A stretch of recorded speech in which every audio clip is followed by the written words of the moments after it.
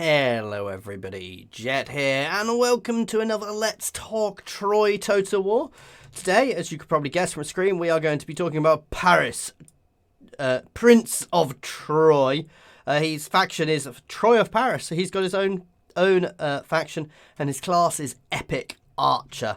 Before we get going, sorry about the massive hair and the unshavenness. Still in lockdown here. I mean, lockdown's kind of ended in the UK, but I'm still not going out at the moment. So I've not had a haircut in like 4 or 5 months now. Shaving's my own fault because I'm too lazy. I'm not shaving until I'm actually out of it properly because I want to see how terrible this terribleness can get. Even Troy has got a better beard with me with his terrible little goatee and moustache. So, yeah. Anyway, back into this. Who is he? Paris, son of Priam and favourite of the goddess Aphrodite, is remembered for instigating the Trojan War by stealing beautiful Helen away from the Spartan king Menelaus and marrying her himself. Despite his act of romantic hubris, the prince, much like his elder brother Hector, was a skilled warrior and clever military commander who was willing to sacrifice his life in service of his people, but also cause their downfall. His new wife accompanied him wherever he went, supporting the efforts of her beloved husband at every opportunity. Oh, I wonder if she's going to be a character in the game then. It kind of says that. It sounds like she might be a character with her own mechanics then, which could be interesting. Paris, much like much of the Trojan nobility, learned to use a bow and lead his men from early childhood. On the battlefield, he preferred to keep his distance, firing deadly arrows from afar, according to Paris, who brought down Achilles by mortally wounding him in the heel, the warrior's only area of vulnerability. According to legend, I think there's meant to be legend in between there, because according to Paris, he says he brought him down. Anyway, let's watch the little video on him to see what he's like. Peggy 16. Driven by his love for fair Helen, Hector's brother Paris has invoked the fury of the Aegeans. While the people of Troy rejoice at their union, Paris must now heed the call to arms. In the coming conflict, the lover must become the warrior if Troy is to prevail. Okay, so another interesting one there. He does look good, other than his... I don't like his beard. It's terrible, but that's my personal feeling. And I can't comment at all. Anyway, playstyle. Like Hector, Paris is a prince of Troy. One who was lost as a child and returned to regain his heritage. Paris competes for the succession of the Trojan throne as part of the Priam's heir faction. The faction is shared between the two princes. Both Paris and Hector need to fulfill tasks for Priam and accomplish deeds to gain his approval, which ultimately leads to them being chosen as the heir to Troy and confederating the realm of their other brother. Interesting. I wonder if the other brother competes it first, if you can go to war with them. I expect that would only ever happen in co-op. It would be a really horrible way to lose a campaign. Anyway, Helen, my love, is a mechanic unique to Paris. When Helen is moved from location to location for lavish feasts or other festivities, this affects the populace in the region. But Helen must stay close to Paris so they can both be happy, as their mood affects the whole faction and the army led by Paris. So she is something which can be moved around, but it sounds like she just moves from city to city. So that could be interesting, and means that she's always at risk of being recaptured because she needs to be close to the front lines if Paris needs to be close to the front lines. So that makes it very interesting and tricky. And I like the way that they have to be near each other because it kind of fits the star-crossed lovers, because they've started this whole war because they were in love with each other. Start location.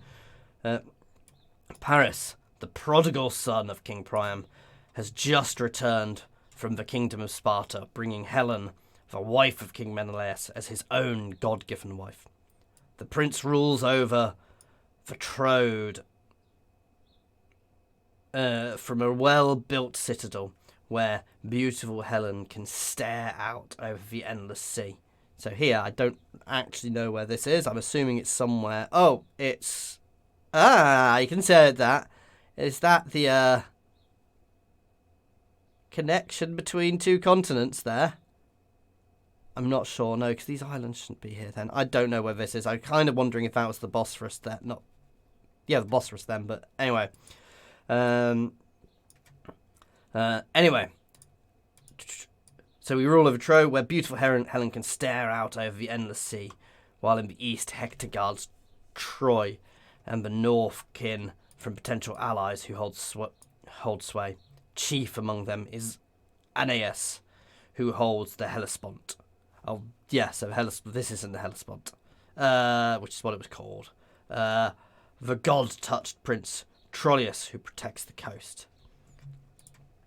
But from the south, an Aeolian king has secured a foothold on Trojan soil and awaits Achaean reinforcements.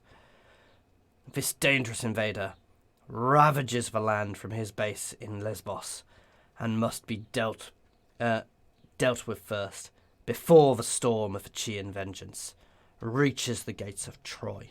So it sounds like he's in a reasonable position. It does sound like it sounds like Hector's probably got more to deal with early on. I suspect Hector and Achilles will be the people most people want to play. But Menelaus will also be quite big, because who doesn't want to be Sparta? Let's be honest. How many of you, in the comments, guys, how many of you sat there when I went through the Menelaus players playthrough and went, I'm going to play Sparta. This is Sparta. All that sort of thing. It's because they are in our cultural history so much because of the stories about them. There's always something satisfying about playing Sparta and playing the mighty Sparta and forming a shield wall with them and, letting people break on you. And we've all done it. Anyway, what kind of player is he for? A favourite of the goddess Aphrodite, Paris is the antithesis of his brother, and is for the player who prefers to engage enemies from afar and defeat them through ranged superiority. Now, I will use ranged, but I'm not a fan of it. I am definitely, as I just mentioned, I am definitely let the line come and break on me, have my shield wall so that they come and smash on me. I'm putting my arm up like this, you can't see, because my camera's in the wrong place, as if I'm holding a shield, So ranged isn't necessarily, certainly ranged heroes are never a fan of mine. I just find they're not as effective as melee heroes, because a melee hero can get in and really help turn the tide, whereas a ranged hero sits back, they can snipe people, I guess, but I'm just never a fan of ranged heroes as much. I just find them a little bit lackluster. Even mages in Total War Warhammer, to be fair, I will use them, but I'm not a huge fan of them. I love the spells, but I'm not great with a meta of them. My micro's not good enough, basically. So maybe I should play him. But again, in the comments, who you would like me to play with first and everything when this does come out. But again, another good one, another interesting one. He does sound like a very interesting character with some interesting mechanics. So far, they all sound good. We've got a few more to come. I'm not sure who do you reckon they're going to be. One's going to be Agamemnon, because of course it is. Has to be, and we'll see who the others are going to be. One is going to be Odysseus, isn't it? So Agamemnon, Odysseus, and I'm not sure who the others will be.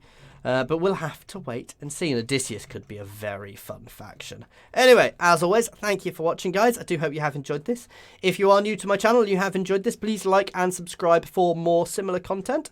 Please do check out in the comments and description below. There is also a link to my Discord and a link to my Patreon. My Patreon really does help make extra content like this more possible, because it's actually helped pay for things like my microphone setup, my boom arm, and my webcam. So a big thank you to my single patron. If you're watching, really big thank you. It is absolutely appreciated. One day we'll have more than one of the person there. Other than that, as always, guys, thank you for watching.